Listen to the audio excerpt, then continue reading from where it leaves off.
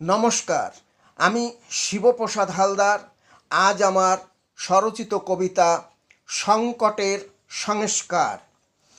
জীবন মৃত্যুর মাঝখানে ছোট্ট একটি উপত্যকায় আমরা বেঁচে আছি শত কোটি মানুষ, প্রতিদিন বাঁচার যুদ্ধে মৃত্যুর সাথে লড়ে।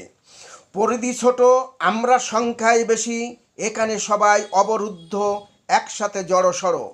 প্রত্যেকেই একে অপরের প্রতিবেশী, তবুও বিদ্বেষ জন্ম নেয় কম বেশি রেষারেষি।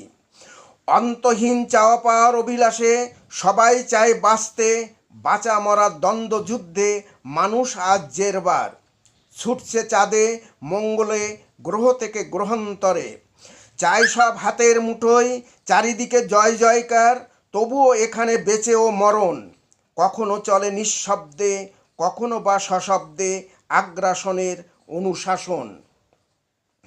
ভেঙে দেয় সম্প্রীতি, প্রচারেতে অপপ্রচার, কত শত বহুরূপী মিথ্যা অভিবাসন।